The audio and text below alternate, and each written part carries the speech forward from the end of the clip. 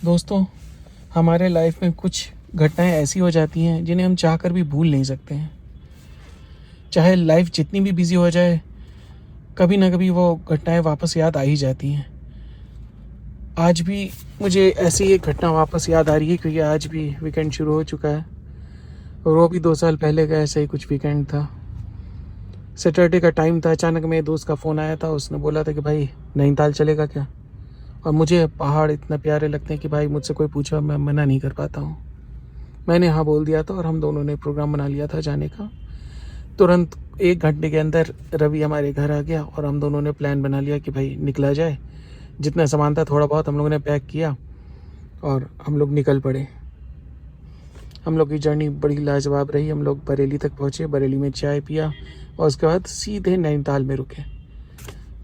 क्योंकि टाइम लगभग 3-4 बजे का था, तो जो होटल हम लोगों ने ऑनलाइन बुक किया था, हम लोग को कोई मुश्किल नहीं और हम लोग उसमें जाकर रात भर सो गए।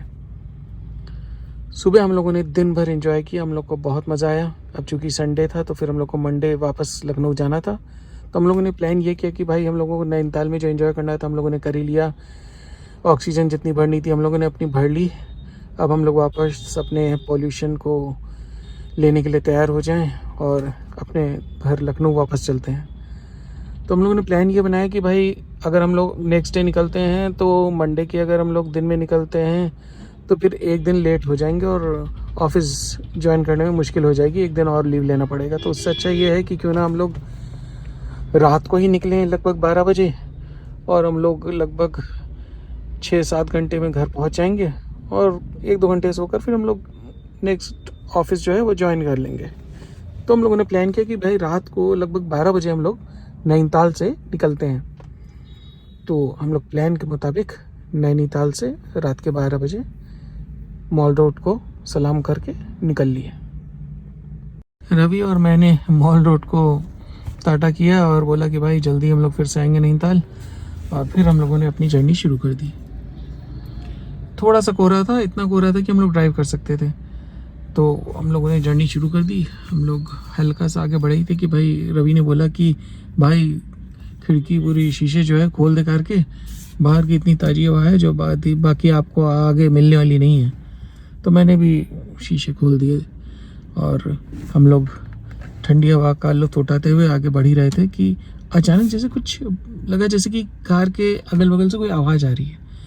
रवि और मैंने एक साथ एक दूसरे को देखा और आश्चर्य प्रकट किया। रवि ने पूछा भाई तुझे भी वो आवाज़ आ रही है? मैंने बोला हाँ भाई आवाज़ तो आ रही है। जैसे लग रहा है कि कोई तांगा हमारे साथ चल रहा हो। लगातार एक तांगे की जो आवाज़ होती है वो हमारे बगल से घोड़े वाले तांगे की एक आवाज़ लगातार आ रही थी। जैसे लग रहा था घोड़ा चल रहा है, तांगा चल रहा है। और जबकि हम लोग की कार भी कोई आवाज़ इतना नहीं कर रही थी और शीशे भी उतरे तो आवाज़ एकदम क्लियर थी। पहाड़ों में आवाज़ वैसे भी कोई और ट्रैफिक की आवाज़ नहीं होती कि हमें कोई कन्फ्यूज़न हो। तो आवाज़ तो क्लियर थी भाई। तो फिर उसके बाद हुआ ये कि रवि ने बोला कि भाई ये कहीं हम लोग की कार से आवाज़ तो नहीं है। तो हम लोगों ने कार किनारे की, जहाँ पे जगह देखी कि भाई यहाँ पे सुरक्षित है कार पार्क करना। फिर उसके बाद हम लोगों ने चेक किया कि कार के सारे टायर एकदम सही थे। कार का कोई भी ऐसा पोर्शन नहीं था जहाँ से कुछ टूटा फूटा हो जिससे कोई ऐसी आवाज़ आ रही हो। तो हम लोग ये तो निश्चिंत हो गए हमारी कार में कोई गड़बड़ी नहीं है। तो फिर हम लोगों ने फिर से जर्नी शुरू की। फिर अचानक आधा किलोमीटर हुआ था कि फिर से आवाज़ आना शुरू हो गई। तो हम लोगों ने सोचा भाई ये है क्या, समझ नहीं आ रहा है। तो रवि ने मुझसे बोला कि भाई कोई भूत का चक्कर तो नहीं है।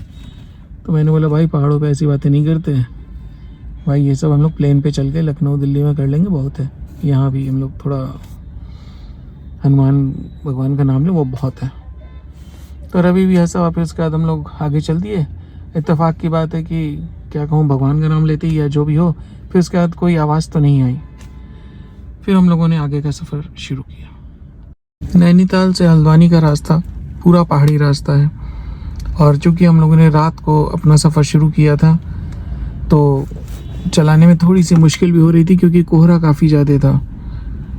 कुछ दूर हम लोगों के चलने के बाद लगभग नैनीताल से 6-7 किलोमीटर बाद राइट साइड में एक गाड़ी लड़ी हुई दिखी। तो हम लोगों ने वहाँ पर कार धीमे कर दी क्योंकि कोहरा भी ज़्यादा था। तो हम लोगों को लगा कि ड्राइविंग करने में और मुश्किल ना हो, ये सोचकर हम लोगों ने राइट में कार किनारे लगा दी और हम लोग देखने गए आगे की कार में हुआ क्या है। तो आगे हम लोगों ने देखा कि कार तो पड़ी हुई है, कार की लाइट भी चल रही है, पर कार के अंदर कोई नहीं है, ना ही उसके आसपास कुछ भी निशान हो जिससे लगे कि वो एक्सीडेंट हुआ है अभी। तो हम लोगों को कुछ समझ में नहीं आया। तो मेरे दोस्त रवि ने बोला कि भाई अभी यहाँ से निकलते हैं, कोई मतलब नहीं है अभी रुकने का। तो फिर हम लोगों ने सोचा कि चलो आगे की जर्नी शुरू करते हैं। हम लोग कार में बैठे और फिर आगे निकल गए।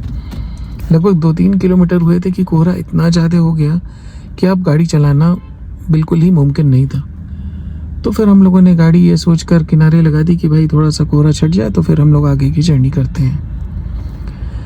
इत्तेफाक की बात थी कि जहाँ हम लोगों ने गाड़ी लगाई वहाँ से कुछ दूर कुछ लाइट सी दिख रही थी, जैसे लग रहा था कोई रेस्टोरेंट होगा। तो हम लोगों ने सोचा कि भाई बंद कार में बैठने से अच्छा है कि क्यों ना हम लोग टहलते हुए उधर चले जाएं और चाय वगैरह हो तो पी लें और शायद तब तक कोहरा भी कम हो जाएगा।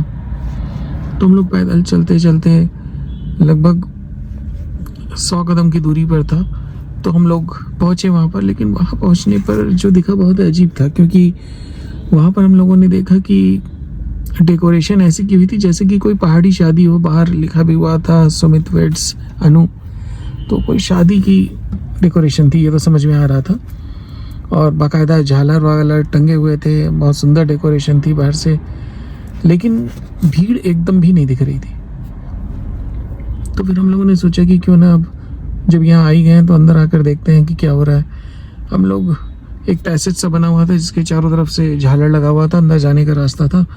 तो हम लोग हल्का सा अंदर गए कि क्या हो रहा है देखूं। तो अंदर हम लोग गए तो देखते हैं कि भाई चारों तरफ टेबल सजे हुए हैं, खाना रखा हुआ है, जैसे कि लगता है कि जैसे कि एक शादी की पार्टी होती है वैसे ही सब कुछ सजा हुआ था। खाने का चीज़ भी था, सब कुछ जो जो होता है, और यहाँ तक कि खाने से धुआं भी निकल रहा था। तो फिर हम लोगों ने सोचा भाई ये माजरा क्या है, समझ नहीं आ रहा है, कोई दिखे तो हम लोग पूछ लें। रवि ने बोला कि देखो उधर शायद कोई आवाज़ सी हुई, तो मैं जब लेफ्ट साइड में देख के आता हूँ कोई है तो पूछता हूँ कि क्या है भाई।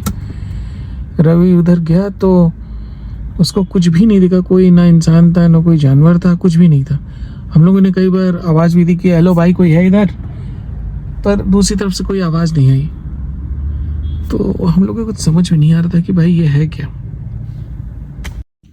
रवि ने मुझसे पूछा भाई जो हम लोग यहाँ पर आ ही चुके हैं, खाना भी सामने ही है, तो क्या कुछ खाकर निकलो जाए क्या। तो मैंने बोला भाई तू मजाक कर रहा है क्या, यहाँ हम लोग किसी को नहीं जानते, यहाँ पर कोई है भी नहीं, ये कुछ अजीब सा नहीं लगेगा कि हम लोग एक जगह पहुँचे जहाँ पार्टी हो रही है मगर पार्टी में कोई भी इंसान नहीं है और हम लोग वहाँ अकेले बैठ के खाना खा रहे हैं, ये भी नहीं पता कि हम लोग किसके पार्टी में आए हैं, किसकी शादी है। लेकिन रवि ने बोला कि भाई अब मुझे तो भूख लगी है, मैं कुछ खा ही लेता हूँ, मुझे तेरा नहीं पता। तो मैंने सोचा कि चलो भाई दोस्त कह रहा है तो दोस्त के साथ देते हैं। और फिर हम दोनों ने जो टेबल पर बर्तन रखे थे बस उनका प्लेट हटाया भर था कि अचानक से लाइट चली गई। जो इतनी तेज़ लाइट जल रही थी वहाँ पर, वो पूरी लाइट चली गई और पहाड़ी एरिया था तो एकदम गुप अंधेरा, टोटल डार्क। भाई अब हम दोनों को तो बहुत डर लगने लगा, क्योंकि हम लोग जहाँ पर आ चुके थे हम लोग सड़क से थोड़ा अंदर के किनारे आ गए थे और यहाँ पर पूरा अंधेरा, इतना अंधेरा कि हम दोनों को एक दूसरे सामने नहीं देख पा रहे थे। भाई हम दोनों ने तुरंत एक दूसरे का हाथ पकड़ा। रवि ने बोला भाई तेरा ही हाथ है ना, मैंने बोला हाँ भाई मेरा ही हाथ है, लेकिन इतना डर मत। पर भाई हम लोग कहाँ फंस गए, अब निकलना चाहिए। भाई मोबाइल निकाल अपना, मैं अपना मोबाइल ले लाया हूँ। तो उसने तुरंत अपना मोबाइल निकाला और फिर उसके बाद लाइट चलाई, फ्लैश चलाई, आगे बढ़ना हम लोगों ने शुरू किया। हम लोग बस उस पैसेज तक पहुँचे ही थे जहाँ पर झालर वगैरह डेकोरेशन था पूरा, कि वहाँ पर अचानक से लगा हम लोग के पैर से कुछ टकराया। भाई मुझे बहुत तेज़ डर लगा और रवि को बहुत तेज़ डर लगा। भाई मुझे अभी भी याद आ रही है, तो मैं काँप रहा हूँ, मेरी बोली लड़खड़ा रही है क्योंकि मुझे अभी भी याद आ जा रही है। खैर हम लोग को लगा ये था कि हम लोग के पैर से किसी की बॉडी टकराई हो, जैसे लगा कि ज़मीन पे कोई पड़ा हुआ हो। तो अचानक फ्लैश नीचे किया तो कुछ भी नहीं था। तो रवि ने बोला भाई यहाँ से तेज़ी से हम लोग निकला जाए, है ना। तो मैंने बोला हाँ भाई, लेकिन समझ नहीं आ रहा ये सब हो क्या रहा है। हम लोग बस ये बंद ही किए थे कि अचानक जैसे लगा अंदर जो खाने के बर्तन रखे हैं उनके गिरने की आवाज़ आई। भाई हम लोगों ने ना देखा ना था, बहुत तेज़ी से दौड़ना शुरू किया और दौड़ते दौड़ते किसी तरह से हम लोग पैसेज से बाहर निकले, मेन रोड के करीब पहुंच गए जहाँ पे इनका डेकोरेशन ख़त्म हो रहा था। हम लोग जैसे ही पैसेज के बाहर पहुँचे हैं, पीछे हम लोगों ने देखा तुरंत लाइट आ गई। वही हम लोग को फिर भी राहत मिली कि भाई हम लोग रोड पे आ चुके हैं, सेफ जगह पे आ चुके हैं और लाइट भी जल चुकी है। फिर उसके बाद हम लोग हल्का सा आगे चले कि जैसे लगा राइट साइड में कुछ खड़ा हुआ है, कोई गाड़ी टाइप की।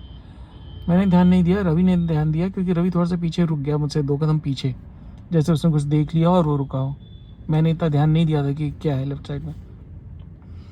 रवि ने पूछा भाई देख क्या है ये, तो मैंने पूछा क्या है, तो बोला कि भाई ये तांगा यहाँ पर क्यों है।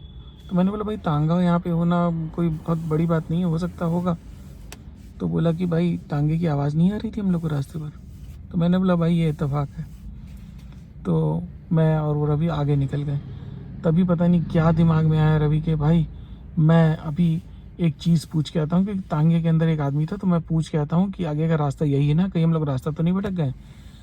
तो उसके बाद मैंने बोला चल भाई मैं भी साथ चलता हूँ तेरे, तुझे बहुत ज़्यादा ही चढ़ी रहती है कुछ ना कुछ करने की। तो मैं और वो दोनों साथ गए, तांगे के पास गए, तांगे के ऊपर नॉक किया, कोई नहीं आया। फिर हम लोगों ने दोबारा नॉक किया, कोई नहीं आया।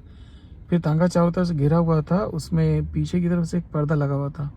रवि ने वो पर्दा हटाया, उस तांगे के अंदर एक औरत लेटी हुई थी जिसकी आंखें खुली हुई थी। रवि ने बोला कि भाई ये औरत बीमार तो नहीं है। ये कहकर उसने उसके सर पर हाथ लगाया तो उसकी बॉडी पूरी तरह से ठंडी थी, एकदम ठंडी पड़ी हुई थी। मैंने बोला कि भाई ना यहाँ पर हम लोग मदद कर सकते हैं, ना हम लोग के मोबाइल में आप किसी का नेटवर्क आ रहा है, तो हम लोग करें क्या।